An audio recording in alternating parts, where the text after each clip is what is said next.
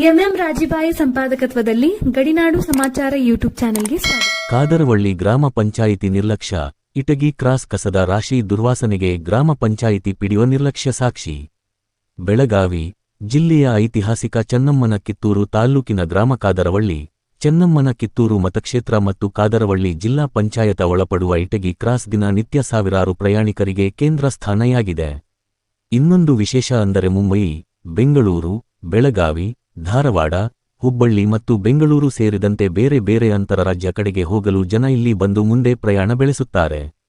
ಕಾರಣ ಈ ಸ್ಥಳ ಸದಾ ಜನಜಂಗುಳಿಯಿಂದ ಕೂಡಿರುತ್ತದೆ ಮತ್ತು ಐತಿಹಾಸಿಕ ಸಂಗೊಳ್ಳಿ ರಾಯಣ್ಣ, ಸವದತ್ತಿ ಯಲ್ಲಮ್ಮ ಇತ್ಯಾದಿ ಪ್ರಮುಖ ಕ್ರಾಸಿಂಗ್ ರಸ್ತೆ ಹೀಗಿರುವ ಸ್ಥಳ ಇಂದು ಕಸದ ರಾಶಿಯಿಂದ ತುಂಬಿದೆ.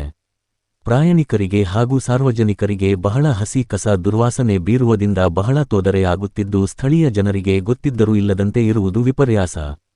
ಸ್ಥಳೀಯರು ಇದಕ್ಕೆ ಸಂಬಂಧಪಟ್ಟ ಗ್ರಾಮ ಪಂಚಾಯಿತಿಯ ಅಭಿವೃದ್ಧಿ ಅಧಿಕಾರಿಗಳ ದಿವ್ಯ ನಿರ್ಲಕ್ಷ್ಯದಿಂದ ಕಸದ ತೊಟ್ಟಿಯಂತೆ ಕಾಣಿಸುತ್ತಿದೆ. ಎಲ್ಲಿ ಬೇಕಲ್ಲಿ ರಾಶಿ ರಾಶಿ ಕಸ ಕಂಡು ಬರುತ್ತಿದೆ. ಸ್ವಚ್ಛ ಭಾರತ ಯೋಜನೆಯನ್ನು ಗಾಳಿಗೆ ತೂರಲಾಗಿದೆ. ಕಸ ವಿಲೇವಾರಿ ಘಟಕಗಳು ನಿಷ್ಕ್ರಿಯವಾಗಿವೆ. ಗ್ರಾಮ ಪಂಚಾಯಿತಿ ಅಭಿವೃದ್ಧಿ ಅಧಿಕಾರಿಗಳ ಬೇಜವಾಬ್ದಾರಿ ಎದ್ದು ಕಾಣುತ್ತಿದೆ. ರಾಶಿ ರಾಶಿ ಕಸದಿಂದ ರೋಗ ಹರಡುವ ಭೀತಿ ಎದುರಾಗಿದೆ.